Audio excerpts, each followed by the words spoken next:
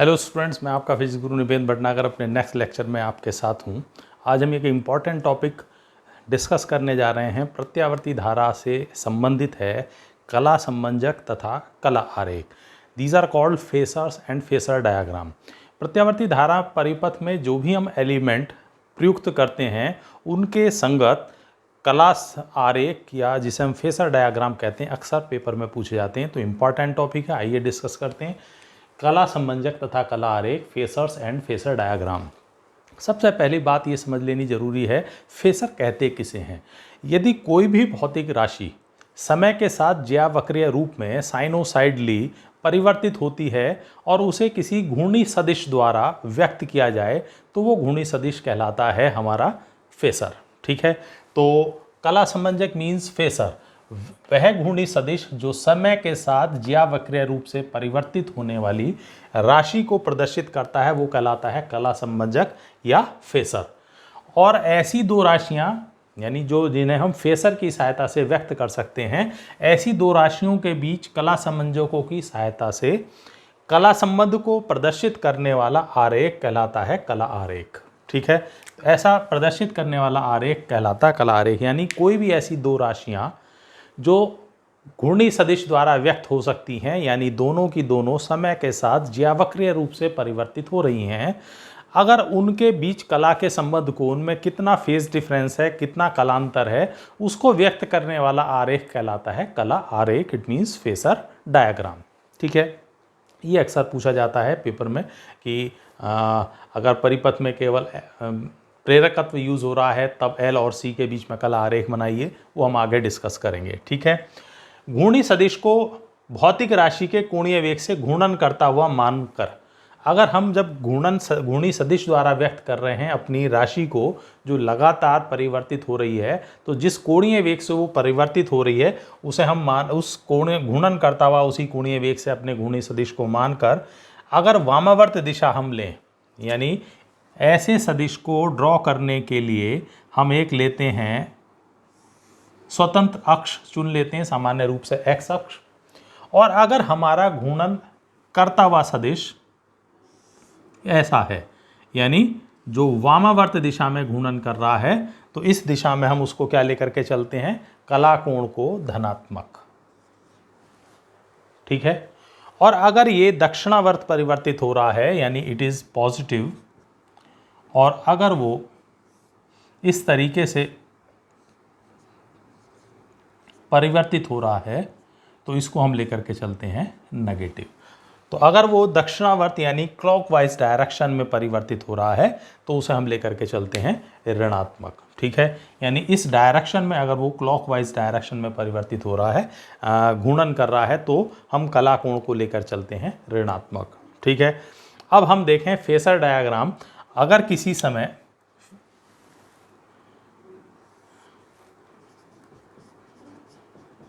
यदि किसी समय t पर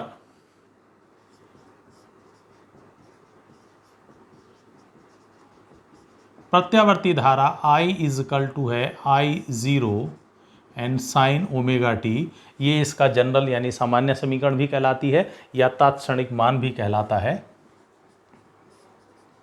और अगर उस समय प्रत्यावर्ती वोल्टेज V बराबर है V0 और साइन ओमेगा टी, यानी ये हमारा प्रत्यावर्ती विभव है और ये प्रत्यावर्ती धारा ली गई है, तब इनको अगर हम फेसर डायग्राम इनका ड्रॉ करें तो किस तरीके से होगा, ध्यान दें। एक्स अक्ष हमने ली है वो स्वतंत्र अक्ष जिसके परितः घूर्णन कर रहा है हमारा फेसर, और यहाँ देखें ये है आपका ओमेगा एंगल, और यहाँ पर ये आ रहा है आपका धारा I0, और यहीं पर अगर वोल्टेज भी ड्रॉ किया जाए तो वो होगा V0।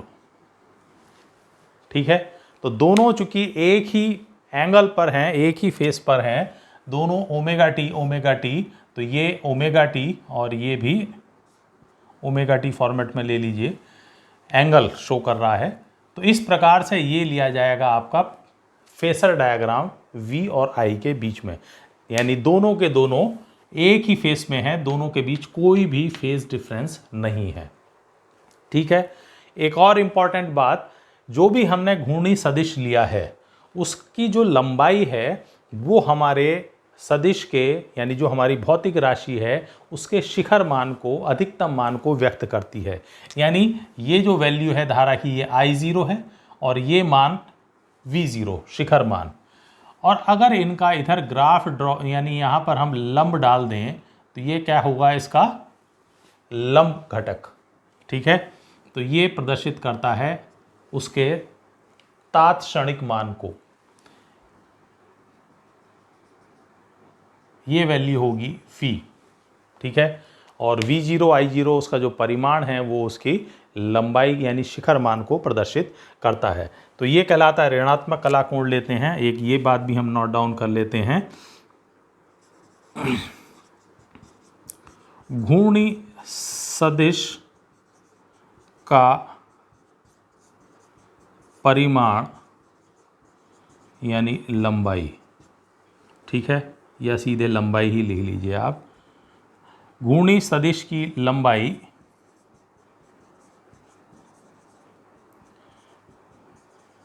भौतिक राशि के आयाम या शिखर मान को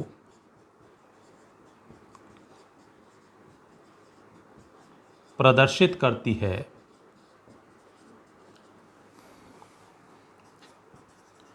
तथा इसका लंब घटक जो इस डायरेक्शन में है, लंब घटक राशि के यानी भौतिक राशि के तात्क्षणिक मान को प्रदर्शित करता है।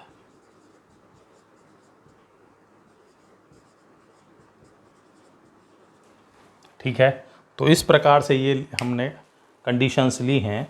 लेकिन अगर किसी जगह पर ऐसी सिचुएशन आ गई है कि उनके बीच में कलांतर है, तब क्या कंडीशंस बनेगी इनके बीच में, वो भी हम देख लेते हैं। यदि किसी समय t पर प्रत्यावर्ती धारा I बराबर है I0 and sign omega t, और वहाँ पर प्रत्यावर्ती वोल्टेज या प्रत्यावर्ती वोल्टता V बराबर है V0 sine omega t plus phi. यानी किसी समय t पर वोल्टेज और धारा ऐसी हैं कि दोनों में कलांतर कितना है, फाई। और आप यहाँ दोनों में अगर देखें, यहाँ ओमेगा टी है और यहाँ ओमेगा टी प्लस फाई। इसका मतलब है प्रत्यावर्ती वोल्टेज धारा से कला में आगे चल रहा है। दिस इज कॉल्ड, ये कहलाएगा कि विभव इस समय या वोल्टता धारा से कला में अग्रगामी है, कितना, 5 डिग्री से। ठीक है। तो इसको अब अगर हमें फेसर डायग्राम बनाना है तो क्या कंडीशन होगी, ये हमने स्वतंत्र अक्ष ले ली अपनी तरफ से, एक्स अक्ष, और जो इसका कोणीय वेग है उससे परिवर्तित होता हुआ हम अपना भौतिक राशि को लेकर के चलेंगे। तो यहाँ ली है हमने I0 और ये ओमेगा टी। ठीक है, ये ओमेगा टी लिया है हमने, यानी इतने फेस पर ये है, इतने एंगल से ये रोटेट करा हुआ है वेक्टर टी समय पर। और अब आप देखिए वोल्टेज है इससे 5 डिग्री आगे है। इट मीन्स यहाँ कहीं हमने ये लिया है V0 और ये है 5। इट मीन्स वोल्टेज है ओमेगा टी प्लस 5। इस पर्टिकुलर मोमेंट पे यहाँ आप अभिलंब डालें तो ये जो वैल्यू है ये I को, और यहाँ अगर आप अभिलंब डालें तो ये V को रिप्रेजेंट करता है, यहाँ से यहाँ तक V, और ये यहाँ से यहाँ तक की वैल्यू I है।